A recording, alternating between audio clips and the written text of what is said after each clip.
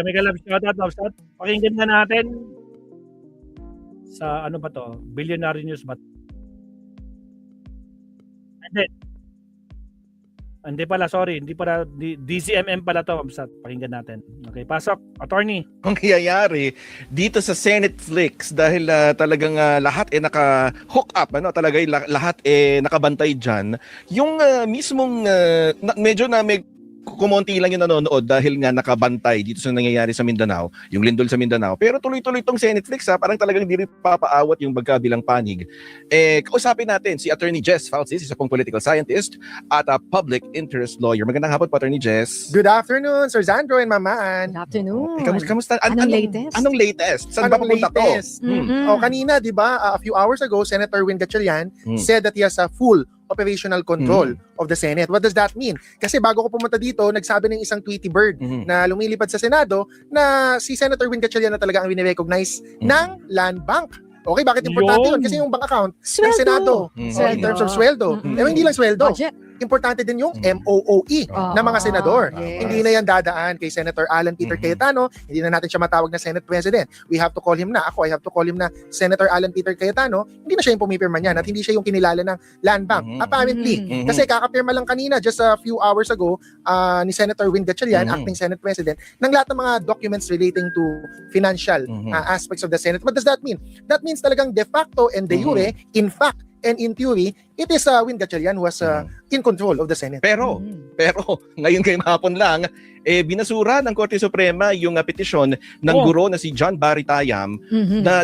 kumikilala na may quorum yung 12 senador. Ano pong epekto nito ngayon dyan sa Senado? Actually, that reinforces the block of Senator Win Gatchalian. Baka madaming misunderstand nung dismissal ng Supreme Court. Naku, attorney, madami sila. Katatapik ko lang kanina. Yung mga garapatang mga vloggers nila. Pati may anchor din. Lecturean mo nga, attorney. Hindi sinasabi ng Supreme Court na mali yung quorum na 12. Hindi nila sinasabi na invalid ang election ni Senator Win as pro tempore. Tama. And yung kanyang pag-act as acting Senate President. Walang ganun sinabi ang Supreme Court. Ang petition kasi ni Barry Tayam, while it is quote-unquote favorable to the block of Senator Win Gatchalian, ang kanyang prayer or yung kanyang goal ay for the Supreme Court to declare the quorum of 12 as valid and the election of Win Gatchalian as pro tempore valid. Yun yung kanyang prayer. So, does it mean nung dinismiss ba ng Supreme Court, mali na yon? The opposite is true? No. Ang ginawa lang ng Supreme Court, dinismiss yung petition ni Barry Tayam because ang sabi ng Supreme Court, hindi ikaw, Mr. Barry Tayam. Hindi ikaw, Mr. Petitioner. Hindi ikaw ang dapat mag-file. Dapat si Senator Kwak-Kwak. O kaya si Senator Bato na nagtatago. Ang tamang tao para mag-file ng petition. Wala kaming sinasabi sa merits, wala kaming sinasabi sa quorum, 12 or 13, Avellino versus Cuenco, wala. Walang sinabi ang Supreme Court. Ang sabi lang, wala kang standing or legal injury, wala kang sarili mong stake or interest doon sa kinakaso mo, kaya hindi namin yan pwedeng so sino dapat? Isa sa mga senador, ganon? Well, if we follow Avellino versus Cuenco, it has to be Senator Alan Peter Cayetano because he's the one claiming to still be the Senate President. But as I mentioned kanina, sabi nyo nga, mukha nung una, paprobably kay Alan Peter tong pag-dismiss ng petition kay Barry Tayam. In my opinion, actually, it favors the block of Senator Win Gatchalian. Why? Because it seems like that the Supreme Court is not interested na makimedel sa issue ng Senado because kahit naman walang standing si Barry Tayam, ang Supreme Court kasi, kapag may nakita siyang transcendental importance or ibang exception, it can intervene. Hindi siya nag-intervene.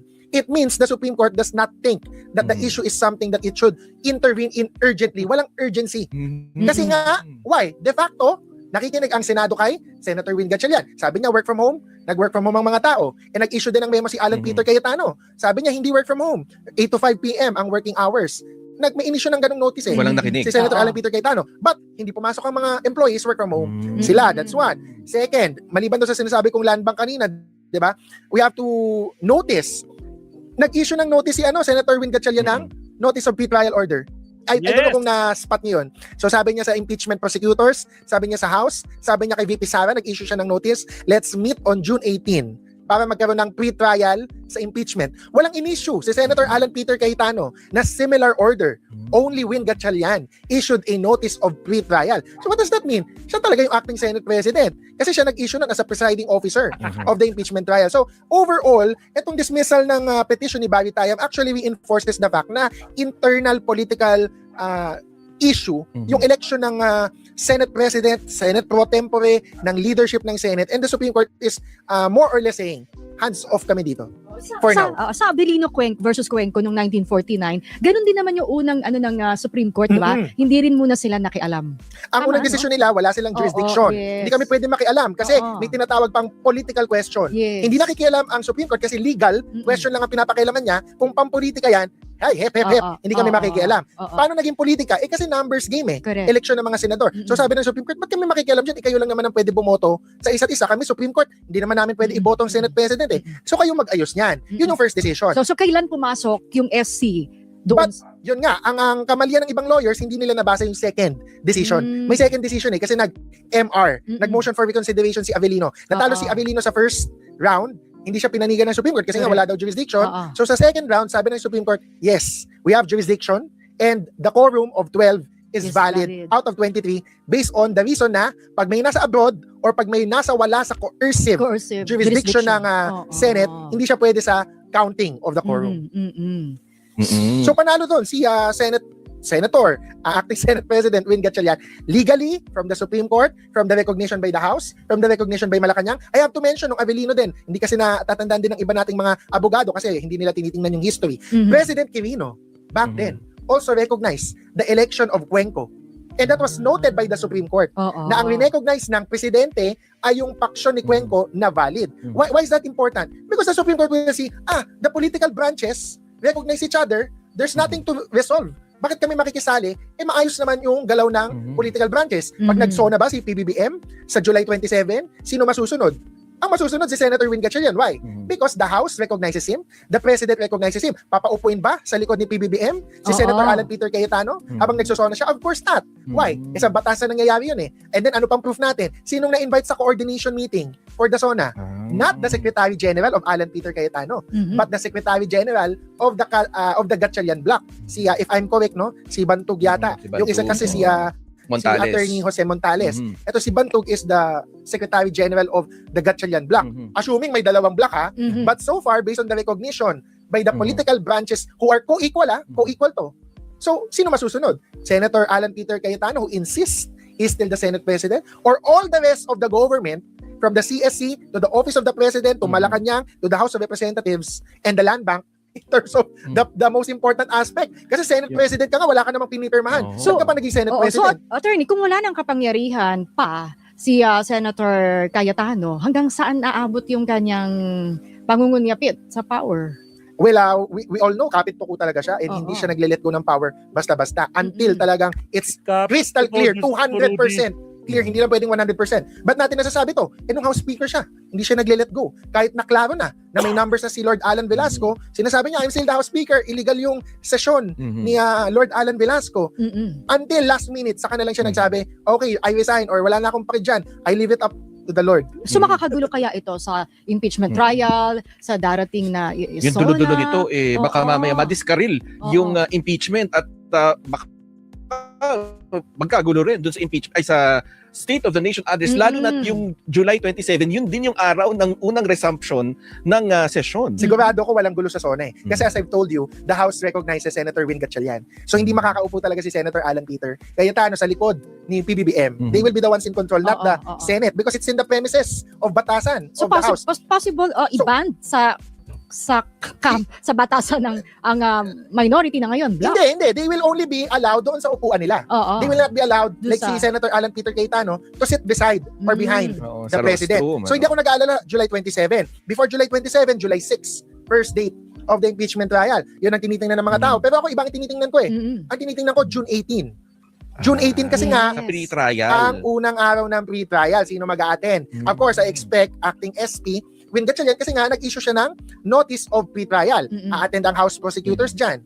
I assume a-attend ang mga lawyers ni VP Sara. VP Sara doesn't have to attend it yet. If Senator Cayetano attends on June 18, yun yung unang pwedeng magkaroon ng gulo, kung guguluhin niya talaga. But again, as I've said, he has not, correct me if I'm wrong, wala pa akong nabalitaan na nag-issue si Alan Peter Cayetano ng notice of pre-order. Unlike yung sa working hours. Di ba may dalawang memo, nagkakagulo yung mga Senate employees, sinong susundin. But so far, ang sinunod nila ay si Senator Win Gatchalian. Work from home sila. Pero dito sa notice of pre-trial, walang competing memos Mhm. or notices. So isa lang ang dapat sundin. And that is Senator Win Gatchalian. So ganun pala yun. Ano? Pero ang masakit niyan, attorney, hindi lang yan yung gulo eh. Hindi lang yan yung gulo dahil parang itong 18 bagmen, parang may intel reports din na nakuha ang NBI at ipinaalam na rin sa liderato ni Senador Win Gatchalian na posibleng manggulo nga. Ano bang At sinasabi connected. Ah, Meron ding sa distab. destabilization plot. Ano nasabi ng Tweety Birds? Ano mangyayari daw sa June 18? Well, ito hindi naman to Tweety Bird kasi nakausap ko diretsahan tsaka public niya sinasabi to. Si Colonel Kerubin, no? Na Ariel Kerubin. kausap ko siya sa isang panayam, one-on-one, or kasama ko sa panayam. Ang sabi niya, may nakikita siyang pattern. Itong mga 18 Marines, quote-unquote, of course, ano na sila, 18 na, ano naman tawag sa 18 na ito? Hindi na dapat Marines eh. 18 Maleta Boys, 18 bodyguards ni Zaldico, or 18 ex-soldiers. Klaro, sinabi ng AFP yan. Ang sabi ni Colonel Kerubin, napapansin niya na parang nagpapagamit or nagagamit lang itong 18 bodyguards or ex-soldiers. Plus, may pattern daw yung paglabas nila. Yung paglabas nila, karaniwan, mula nung kay Orly Gutesa before November 2025, na may malaki ang rally and intel reports din ng destabilization, to February, nung lumabas yung 18 Marines, at may reports din ulit ng destabilization. Ngayon ulit, nung kakalabas lang ng 18 Marines, merong destabilization reports ulit. So sinasabi ni Colonel Kerubin, mukhang may pattern na pag lumabas sila, magkakaroon ng unrest or destabilization na inaasahan. Pero sinasabi ni Colonel Kerubin, the AFP is really more professionalized now. They are not as keen on intervening in political matters. And then you have civil society, wala yung church, wala yung academe, wala yung mga NGOs and militants. If you don't have that critical mass, kahit sa Senado mo pa yan gawin, there is no destabilization that can succeed. They can try to foment destabilization, but they cannot succeed. Especially since the government is taking it seriously.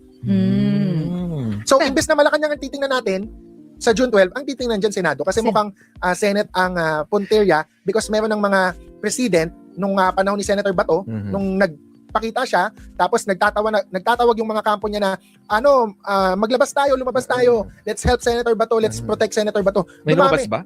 Hindi, kahit naman papano, di ba, may mga ilang libong pumunta sa Senado to rally for Senator Bato and the DDS camp. But it was not enough. But we should not take it lightly. Kasi nga, may iba doon, I don't know kung may nakita kayong videos doon. Ako, may nakita akong videos doon. May mga nag-uujok, sugod, pasok sa Di ba Senado. yun Di ba yun pwedeng Inside sedition? sedition.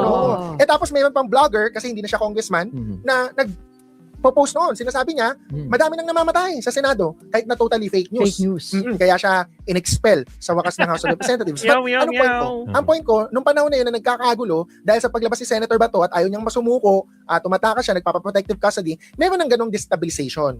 So hindi malayo. Nag-umpisa na rin naman. Kung may plano talaga. Parang tutuloy-tuloy lang. Nag-hope lang Ginagapang-gapang. yung mga nagdi-destabilize na mag-succeed na sa wakas. Kaso hindi nagsasucceed talaga kasi mukhang sinusundot-sundot, ganon. parang niluluto-luto. Inuurot.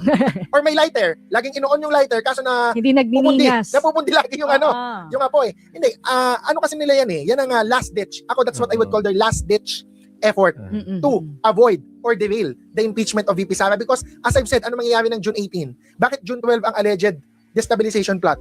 Because by June 18, pag nangyari na yung pre-trial, tuloy-tuloy na yan. And anong masama sa pre-trial for the camp of VP Sara? She will have to disclose all of her witnesses. Pati prosecution but the prosecution is ready.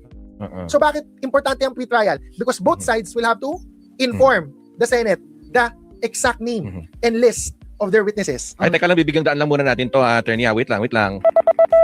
Anong oras naman? Ang oras, 58 minuto makalipas ang alas 4 ng hapon. Narangan pa tayo.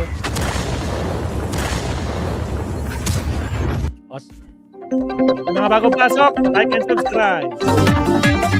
So, tuloy-tuloy pa rin talaga, Attorney Jess. So anong dapat pag-ingatan bilang panghuli na lang, Attorney Jess, ng ating publiko? Kasi kahit sa social media, online, gumagapang na rin yung mga ganyan, na paninira at disturb sa ating gobyerno. Lahat tayo galit sa flood control. Hindi porket galit tayo sa flood control, kailangan na tayong maniwala kagad dito sa 18 ex-soldiers, Meron siguro silang sinasabing katotohanan, 10 to 20%, pero madaming butas na nga na lumabas na parang hindi talaga sila kapani-paniwala. Ang punto ko dyan, umuusad na yung mga kaso sa flood control. Nakulong na noon si Senator Bong Revilla. People cannot say he's not a big fish. Nakulong na si Senator Jinggoy Estrada. Of course, pinupolitika lang dahil kaalyado nila ngayon. Pero noon, lahat ng tao united. last year, September 2025, lahat ng tao galit kay Senator Jinggoy at gusto siyang panagutin. O ngayon pinapanagot na siya, is also a big fish. Pangalawa na siyang big fish. Curly Discaya, Sara Discaya nakakulong. So lahat ng mga yan, eventually mapapakulong or kinakasuhan na.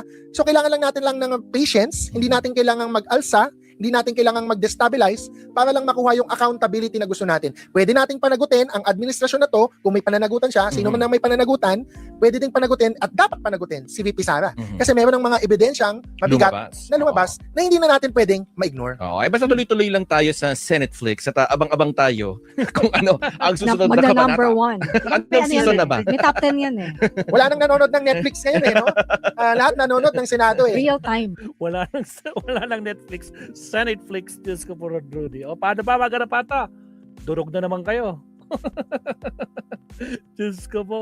May sinasabi si Attorney Falsis na may second decision ang Supreme Court regarding sa pag-appeal ni Tayam. Anyway, napakinggan naman natin yung legal daw yung quorum ng 12 senators. Yes, Sir Leonardo Ansag, no? Hindi ko alam yung second decision yun. Wala akong idea. Pero so far, wala akong, ang malinaw lang, mahina talaga ang comprehension ng mga DDS. Di ba, Adictus? May live si Atty. Claire Malabang, nandiyan si Adictus, no? Shoutout sa Papa Pasok again. Huwag kalimutan mag-like and subscribe. Okay, pan tayo. Subtopic na naman tayo. Countdown po ulit tayo. Here we go.